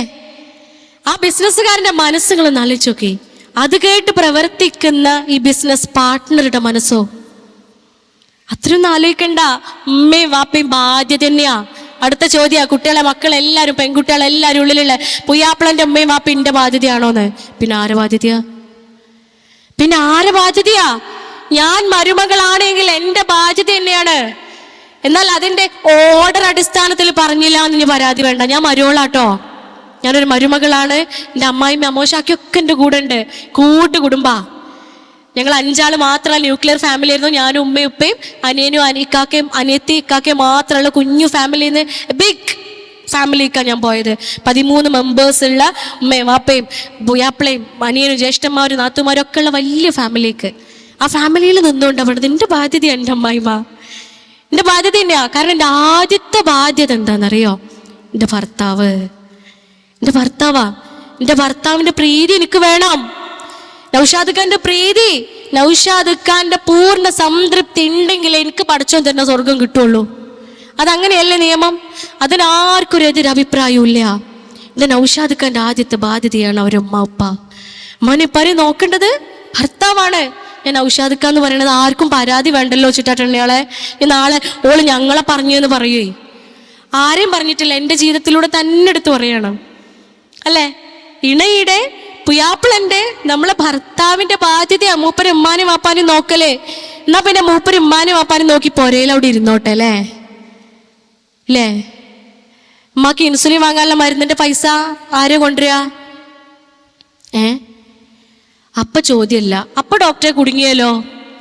അപ്പ കുടുങ്ങിയില്ലേ? പുയ്യാപ്പിളന്റെ ഉമ്മയും വാപ്പയും മരുമോളെ ബാധ്യതയാണോ? പ്രിയപ്പെട്ടവരെ, ബാധ്യതയാണ്. കാരണം പുരുഷന്റെ ബാധ്യതയാണ് കുടുംബം പോറ്റുക. പുറത്തിറങ്ങി പോയി അധ്വാനിക്കണം, ഈ മരുന്ന് മുക്കിനി വാങ്ങാനുള്ള പൈസ ഉണ്ടാക്കണം, കുടുംബം പുലർത്താനുള്ള ബാധ്യത, സാമ്പത്തിക ബാധ്യത അവനാണുള്ളത്. അവന് പുറത്തിറങ്ങിപ്പോയി സമാധാനത്തോടെ അവന്റെ ദൗത്യം പൂർത്തിയാക്കണമെന്നുണ്ടെങ്കിൽ അവന്റെ ഇണ, അവന്റെ ഭാര്യ, അവന്റെ ഉമ്മാനെ ഉപ്പാനെ പരിചരിക്കണം, സ്നേഹിക്കണം. ഒരുപാട് ശിക്ഷകള് പടച്ചോൻ പരലോകത്തേക്ക് മാറ്റിവെക്കുമെന്ന് പറയുന്നുണ്ട്. പക്ഷേ ഈ ഭൂമി തന്നെ കൊടുക്കുമെന്ന് പറയുന്ന ശിക്ഷകളുണ്ട്. എന്തിനാണെന്നറിയോ? ഒന്നാമത്തത് പിത്തന ഉണ്ടാക്കുക കുടുംബത്തിന്റെ ഉള്ളില്. രണ്ടാമത്തത് എന്താണെന്നറിയോ? ഉമ്മാനെയും വാപ്പാനെയും ഉപദ്രവിക്കുക. ഇതില് മക്കളെ മരുക്കളെ എടുത്തു പറഞ്ഞിട്ടില്ല. മക്കളെ പ്രസവിച്ച മക്കൾ ഉമ്മാനെയും വാപ്പാനെയും ഉപദ്രവിച്ചാൽ എന്ന് പറഞ്ഞിട്ടില്ല. അവിടെ പറയുന്നത് ഉമ്മയെയും ഉപ്പയെയും ഉപദ്രവിച്ചവരെന്നാണ്. മരുമക്കളുടെ ഉമ്മയും ഉപ്പയായി മാറാ നിക്കാഹിലൂടെ ആ ഭർത്താവിൻ്റെ ഉമ്മയും ഉപ്പയും. ആ നീയത്ത് എപ്പോഴാ ശരിയാവാന്നറിയോ? ഒന്നാമത്തെ നീയത്ത് എന്താവണം? വിവാഹത്തിന്റെ ഒന്നാമത്തെ നീയത്ത് അള്ളാഹുവിന്റെ പ്രീതിയാണ്, പടച്ചോൻ എനിക്ക് നൽകുന്ന സ്വർഗമാണ്. രണ്ടാമത്തെ പ്രീതി എൻ്റെ ഭർത്താവിൻ്റെ സാറ്റിസ്ഫാക്ഷൻ ആണ്, എൻ്റെ ഭർത്താവിൻ്റെ സംതൃപ്തിയാണ്, എന്നിൽ എൻ്റെ ഭർത്താവിന് ലഭിക്കുന്ന സംതൃപ്തിയാണ്. മൂന്നാമത്തത് ഉമ്മയെ വാപ്പയെ കുറിച്ച് നല്ലത് പറയണമെന്നാവരുത്, അത് കിട്ടൂല. കോഴിക്കോട്ടരാണെങ്കിലും മലപ്പുറംകാരാണെങ്കിലും ഇനി ലോകത്തെവിടെയും ഒരമ്മായിമ്മയും ഒരമ്മോശാക്കിയും ആ എൻ്റെ മരുവളേജ് നല്ലത് ചെയ്തു എന്ന് ഒരു പക്ഷേ 50% അമ്മായിമ്മ അമ്മോശാക്കി പറയോ? ഇല്ല. അതുകൊണ്ട് ഉമ്മയും വാപ്പയും എന്നോട് നല്ല രീതിയിൽ നിന്നാൽ ഞാൻ ഓരെ നോക്കും, ഉമ്മയും വാപ്പ എന്നോട് നല്ല സ്നേഹത്തിൽ നിന്നാൽ ഞാൻ ഓരെ നോക്കും എന്ന് പറയുന്നത് ഇസ്ലാം അല്ല, ദീനല്ല. വേറെ എന്തിനു വേണേ കൂട്ടുപിടിക്കാം? നവ ലിബറൽ ചിന്താഗതികളോ അല്ലെങ്കിൽ സിംഗിൾ ലൈഫോ കൊഹിബിഷനോ എന്തിനു വേണമെങ്കിലും കൂട്ടുപിടിക്കാം, ലിവിങ് ടുഗദറോ ഡേറ്റിങ്ങോ എന്തിനേയും കൂട്ടുപിടിക്കാം. ദീനല്ല, ഇസ്ലാം അല്ല. ഇസ്ലാമില് ഭർത്താവിൻ്റെ ഉമ്മ വാപ്പ മരുമകളുടെ ബാധ്യതയാണ്. തീർന്നിട്ടില്ല. അമ്മായിമ്മക്കും അമ്മോശാക്കാക്കും ഉണ്ട് ബാധ്യത. വലിയ കുറ്റം ലഭിക്കുന്ന കാര്യമാണ്. ശപിച്ചിട്ടുണ്ട് എന്നാ പറയണത് അല്ലാഹു. ആരെന്നറിയോ? അനീതി കാണിക്കുന്നവരെ ശപിച്ചിട്ടുണ്ട് എന്നാ പറയണേ. ഞങ്ങളൊക്കെ നാട്ടിലെ നോമ്പായി കഴിഞ്ഞാൽ നനച്ചുളിയാന്നൊരു പരിപാടി ഉണ്ട്. കോഴിക്കോടുണ്ടാ? കോഴിക്കോട്ടിന് നോമ്പായി കഴിഞ്ഞാൽ വീട് മുഴുവൻ മറിച്ചിട്ടിട്ട് കഴുകി വൃത്തിയാക്കൂലേ? വീടിന്റെ മുകളിലെ ആരും കാണാത്ത റാക്കിന്റെ മുകളില് ജാമ്പവാന്റെ കാലത്ത് എടുത്തു വെച്ച പ്ലേറ്റും പാത്രമൊക്കെ ഉണ്ടാവും. അതൊന്നിനും പറ്റൂല. ഇനി തൊടുക്കെറിയാൻ പോലും പറ്റാത്ത പാത്രങ്ങളാ. ഈ പാത്രങ്ങളൊക്കെ കയറി ഗോണി വെച്ച് കയറി ഈ പാത്രങ്ങളൊക്കെ എടുത്ത് കഴുകി വൃത്തിയാക്കി വീണ്ടും അതിന്റെ മുകളിൽ തന്നെ വെക്കും. ഇതെന്തിനാണെന്ന് അന്നുള്ളവർക്കും അറിയില്ല, ഇന്നുള്ളവർക്കും അറിയില്ല അല്ലേ? ഇതൊരു ആചാരമായിട്ട് ഞങ്ങളൊക്കെ നാട്ടിൽ ഇപ്പോഴും ഉണ്ടെന്നേ. എന്നിട്ട് ഈ പെൺകുട്ടി മരുമോളില്ലേ, ഈ ഏണിയിൽ ഇങ്ങനെ കയറി പാത്രങ്ങൾ എടുക്കാൻ വേണ്ടിയിട്ട് കൈ ഇങ്ങനെ പൊക്കി നിൽക്കുക. അപ്പോഴാണ് നാത്തൂൻ കയറി വരുന്നേ. ആര്? ഉമ്മാന്റെ മോള് കയറി വന്നിട്ട് ഉമ്മാൻക്ക് വെയ്യമ്മ, തീരെ വെയ്യാണ്ടായിട്ടുണ്ട്, 3 ദിവസമായി ആ പൊരയിൽ നനച്ചുളിന്റെ പണിയാണ്, വീട് വൃത്തിയാക്കണ പണിയാണ്, പണിയെടുത്ത് ഞാൻ തളർന്നമ്മ. ആ അമ്മായിമാക്കാണെങ്കിൽ പറഞ്ഞാലും മനസ്സിലാവില്ല എന്ന് പറഞ്ഞപ്പോ പെറ്റമ്മ ചേർത്ത് പിടിച്ചിട്ട് പറയാ, ഈ കാലത്തുണ്ടോ ഇങ്ങനത്തെയൊക്കെ തള്ളാര്? ഇക്കാലത്തുണ്ടോ ഇങ്ങനത്തെയൊക്കെ തള്ളാര്ന്ന്? മറ്റോള് കോണിന്റെ മുകളിലാ. ആര്? ഉമ്മാന്റെ മരുവളെ. ഓള് താഴത്തേക്കൊരു നോട്ടം,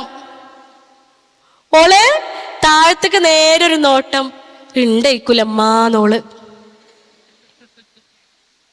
ഉണ്ടേക്കൂലമ്മാന്ന്. ഇതൊരൊറ്റ ഉദാഹരണം മതിയല്ലോ അല്ലെ പ്രിയപ്പെട്ടവരെ?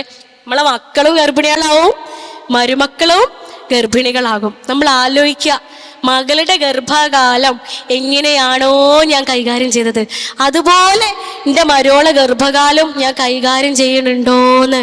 ഓളമ്മ ഒരു 6ാമത്തെ പ്രാവശ്യം വിളിച്ചാൽ പറയും, ഇതെന്തത്തിനാ അതിങ്ങനെ വിളിക്കണത്? നമ്മൾ 12ാമത്തെ കോളിപ്പ കട്ടാക്കിയിട്ടുണ്ടാവുള്ളൂ. ആരെ? മകളെ കെട്ടിച്ചോടത്തേക്കേ. അനീതിയാ, വളരെ നിസ്സാരമായിട്ട് നമ്മൾ കളയണതായിരിക്കും. ഇതിനൊക്കെ ഇപ്പൊ കുറ്റോ ആന്ന്? അതാണ് അനീതി. അതിനുണ്ടല്ലോ കുറ്റം, അതിനും കുറ്റം കിട്ടും. അത് അനീതിയാണ്, ഇനീക്വാലിറ്റിയാണ്. ഇക്വാലിറ്റി കാണിക്കണം. മരുവോള് എന്നുള്ള പേരെടുന്ന ഉണ്ടായത് മരുമകൾ, മറുമകൾ. നമ്മൾ പറഞ്ഞു മരുവോളായി അല്ലേ? മകളുടെ മറുഭാഗമാണ് മറുമകൾ. മകളുടെ മറുഭാഗം.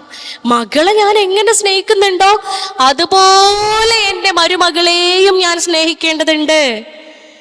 അതിന് 2 പേരും കൂടെ അങ്ങോട്ടും ഇങ്ങോട്ടും, മരുവോളിന് എങ്ങനെ ആയിക്കോട്ടെ, ഏത് സ്വഭാവമുള്ള കുട്ടി ആയിക്കോട്ടെ, നമ്മൾ സ്നേഹിക്കുക. അമ്മായിമ്മ അമ്മോശാക്കി എങ്ങനെ ആയിക്കോട്ടെ സ്നേഹിക്കേണ്ടതുണ്ട് പ്രിയപ്പെട്ടവരെ.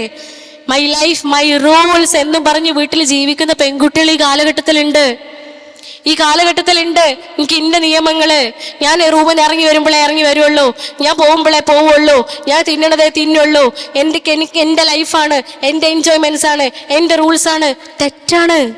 നമ്മൾ കയറി ചെന്നതിന് ശേഷം ആ വീടിന്റെ ഐക്യത്തിന്, ആ വീട്ടിലെ ബന്ധങ്ങൾക്ക്, മകനും ഉമ്മയും തമ്മിലുള്ള ബന്ധത്തില് മകനും പെങ്ങന്മാരും തമ്മിലുള്ള ബന്ധത്തില്, ആ കുടുംബത്തിലെ മറ്റു ബന്ധങ്ങൾക്കുള്ളിൽ എന്തെങ്കിലും അസ്വാരസ്യങ്ങൾ ഉണ്ടായിട്ടുണ്ടോ, അടുത്ത നേരത്തെ പ്രാർത്ഥന പടച്ചോൻ സ്വീകരിക്കൂല. അടുത്ത നേരത്തെ പ്രാർത്ഥന പടച്ചോൻ സ്വീകരിക്കൂല എന്നാണ് പറയുന്നത്. ആ ഗൗരവത്തിൽ അതിനെടുക്കുക. അതുകൊണ്ട് അവിടെ ചോദ്യം പറച്ചിലൊന്നുമില്ല. പുതിയാപ്പിളന്റെ കൂട്ടുകാരെ കൂടെ ഞങ്ങൾ ജീവിക്കണമെന്ന് ആരും ചോദിക്കണില്ലല്ലോ. അല്ലെങ്കിൽ പുതിയാപ്പിളന്റെ കസിൻസിന്റെ കൂടെ ജീവിക്കണമെന്ന് ഇതുവരെ ചോദിച്ചിട്ടില്ലല്ലോ. അല്ലെങ്കിൽ പുതിയാപ്പിളന്റെ ഫ്രണ്ട്സിന്റെ കൂടെ ഞങ്ങൾ ജീവിക്കണമെന്ന് ആരും ചോദിച്ചിട്ടില്ല. ചോദ്യാഗത പുതിയാപ്പിളുടെ ഉമ്മാന്റെയും ഉപ്പാന്റെയും കൂടെ ജീവിക്കണമെന്ന്. ജീവിക്കണം. അത് തന്നെയാണ് അതിൻ്റെ ഉത്തരം. ആ ഉമ്മാനെയും ഉപ്പാനെയും നോക്കേണ്ട ബാധ്യത എൻ്റെ ഭർത്താവിന് വേണ്ടി എൻ്റേതാണ്. ആ ചിന്തയിലേക്ക് ദീൻ ഉൾക്കൊള്ളുമ്പോൾ എത്തും. ദീൻ ഉൾക്കൊള്ളുമ്പോൾ ഇതിവിടെ തീരാവുന്നതുള്ളൂ കേട്ടോ. ഈ മൈക്ക് ഇവിടെ വെച്ചിട്ട് ശ്വാസം കൊടുത്ത് എനിക്ക് എൻ്റെ പുരയ്ക്ക് ഞെളിഞ്ഞ് പോകാൻ പറ്റുന്ന ഒരു ഉറപ്പില്ല. ഈ ഉള്ളിലേക്ക് എടുക്കുന്ന ഓക്സിജൻ ഇല്ലേ, എൻ്റെ പടച്ചോൻ തീരുമാനിച്ചാലേ, എൻ്റെ റബ്ബ് കനിഞ്ഞാലേ കാർബൺ ഡൈ ഓക്സൈഡ് ആക്കി എനിക്ക് പുറത്തേക്ക് പറഞ്ഞേക്കാൻ പറ്റുള്ളൂ. എൻ്റെ പടച്ചോൻ്റെ അടുത്താ. ഞെളിഞ്ഞിരിക്കണ്ട, അഹങ്കരിക്കണ്ട. 72 തവണ എൻ്റെ ഹൃദയം ബീറ്റ് ചെയ്യുന്നുണ്ടെങ്കിലേ അത് റബ്ബിന്റെ നിയമപ്രകാര, റബ്ബിന്റെ തീരുമാനപ്രകാര. അത്രയ്ക്കൊള്ളു നമ്മള് മനുഷ്യന്മാര്, അത്രയ്ക്കൊള്ളു നമ്മള്. അതുകൊണ്ട് ഇന്ന് തീരണ സാധനമാണ്. ഇന്ന് തീർന്ന് നാളെ വിചാരണ ഞാൻ നേരിടേണ്ടി വരും. ആ നിമിഷത്തിൽ ഒരു പക്ഷേ എൻ്റെ വിചാരണ ആരംഭിക്കുകയാണ് എങ്കിൽ എൻ്റെ ഒരു നിമിഷത്തിൽ എൻ്റെ ഉമ്മ, എൻ്റെ ഉപ്പ, എൻ്റെ ഭർത്താവ്, എൻ്റെ വീട്ടുകാർ, എൻ്റെ കുടുംബം, എൻ്റെ ചുറ്റുമുള്ളവർ എന്നാൽ പ്രയാസപ്പെടുന്നവരായി തീരരുത്. ഞാൻ കാരണം എൻ്റെ ഒരു പ്രവൃത്തി കൊണ്ട്, എൻ്റെ ശീലങ്ങൾ കൊണ്ട്, എൻ്റെ രീതികൾ കൊണ്ട്, എൻ്റെ വാക്കുകൾ കൊണ്ട്, എൻ്റെ പെരുമാറ്റങ്ങൾ കൊണ്ട്, എന്തിനേറെ പറയുന്നു എൻ്റെ ഒരു നോട്ടം കൊണ്ടുപോലും ഒരു മനുഷ്യനും വേദനിക്കാൻ പാടില്ല എന്ന ഹൃദയശുദ്ധിയിലേക്ക് പ്രിയപ്പെട്ടവരെ നമ്മൾ ഓരോരുത്തരും എത്തേണ്ടതുണ്ട്. അതുകൊണ്ട് വിവാഹം വേണോ വേണ്ടയോ എന്ന ചോദ്യമേ അപ്രസക്തമാണ്. ഒരൊറ്റ കാര്യം കൂടെ പറഞ്ഞ് നിർത്തുകയാണ്. വിവാഹം വേണ്ട എന്ന് പറഞ്ഞിട്ട് കുട്ടികൾ പഠിച്ചോട്ടെ എന്ന് പറഞ്ഞ് നമ്മൾ പാരൻസ് ചിലപ്പോൾ ഇങ്ങനെ കാത്തു വെക്കുമല്ലോ. അതിൻ്റെ ഒരു ഗൗരവം കൂടി ഇനി ഡോക്ടർ തള്ളവൈബാന്ന് പറഞ്ഞ് അത് ഞാനങ്ങോട്ട് സഹിച്ച്. തള്ളന്നെ 3 കുട്ടികളെ തള്ള 33 വയസ്സായി ഇല്ലേ. തള്ളവൈബിലുള്ള ഡോക്ടർ പറയാണ് 26, 27 കഴിയുമ്പോഴത്തേനെ ഈ കല്യാണത്തിനെ കുറിച്ച് അവരുടെ ചിന്ത, കല്യാണം എന്ന് പറയുന്നത് അത് തീർച്ചയായിട്ടും ബേർഡനാണ് എന്നുള്ളൊരു ചിന്ത അവരെത്തിക്കുക എന്താണെന്നറിയോ, ഒരു തരം റിലേഷൻഷിപ്പ് ആങ്സൈറ്റിയിലേക്കാ. സൈക്കോളജിക്കലി മനഃശാസ്ത്രപരമായിട്ടാണ് പറയണത്, റിലേഷൻഷിപ്പ് ആങ്സൈറ്റിയിലേക്ക് അവരെത്തും. ഈ ആങ്സൈറ്റി ഡിസീസ് അത് മാറി മാറി മാറി മാറി അതൊരു ഡിപ്രഷൻ ലെവലിലേക്ക് എത്തും. ഈ ഡിപ്രഷൻ മാറണമെന്നുണ്ടെങ്കിൽ പിന്നെ ഇതിന്ന് രക്ഷപ്പെടാൻ വേണ്ടിയിട്ട് എന്താ കണ്ടെത്തുന്നറിയോ, കല്യാണത്തിൽ നിന്ന് രക്ഷപ്പെടാൻ വേണ്ടിയിട്ട് കല്യാണക്കാരെ ഉണ്ടാക്കണേ അമ്മയും മാപ്പി ഒന്ന് പറഞ്ഞ് രണ്ടാമത്തേന് എന്താ പറയാ, പടച്ചോൻ്റെ അടുത്ത് കുറ്റം കിട്ടുന്നത് അല്ലേ. അതിൽ നിന്ന് രക്ഷപ്പെടാൻ വേണ്ടിയിട്ട് അവരെ മനസ്സെത്തിക്കും പടച്ചോൻ തന്നെ ഇല്ല എന്നാലെന്ന്. ഈ പടച്ചോൻ തന്നെ ഉണ്ടോ, ഈ അള്ളേനുണ്ടോ, ഖുർആനുണ്ടോ, അങ്ങനെ പതി ആ ഒരു ചിന്ത മനസ്സിൽ വന്നാൽ മതി. അടുത്ത നോട്ടിഫിക്കേഷൻ ഫോണിൽ ആരുതാ വരിക എന്നറിയോ,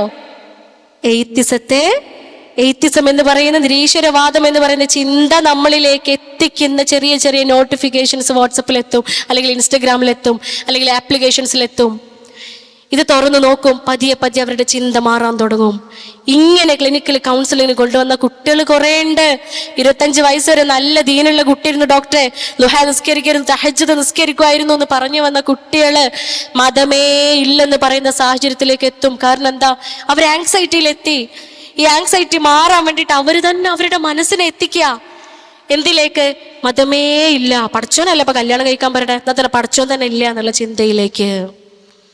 അതുകൊണ്ട് മനസ്സിലാക്കുക, നമ്മളെ ബാധ്യതയാണ് പ്രായമായ മക്കളെ കല്യാണം കഴിപ്പിക്കണം. കല്യാണം കഴിപ്പിക്കുക എന്ന് പറയുന്നതിന് കുറെ രീതികളുണ്ട്. പുയ്യാപ്പിളക്കും പുതിനും ഇഷ്ടപ്പെടണം, ആദ്യം ഭാര്യക്കും ഭർത്താവിനും ഇഷ്ടപ്പെടണം, അവരുടെ ദീന് നോക്കണം, രണ്ടുപേർക്കും ദീനുണ്ടോ എന്ന് നോക്കുക. കറകളഞ്ഞ ആഴത്തിലും അർത്ഥത്തിലും പരിശുദ്ധ ഇസ്ലാം അത് മനസ്സിലേക്ക് ഇറങ്ങിയിട്ടുണ്ടോ എന്ന് ഉറപ്പുവരുത്തുക. അതിനുശേഷം മകനെ മകളെ വിവാഹം കഴിപ്പിക്കുക അവരുടെ ഇഷ്ടത്തിനനുസരിച്ച്.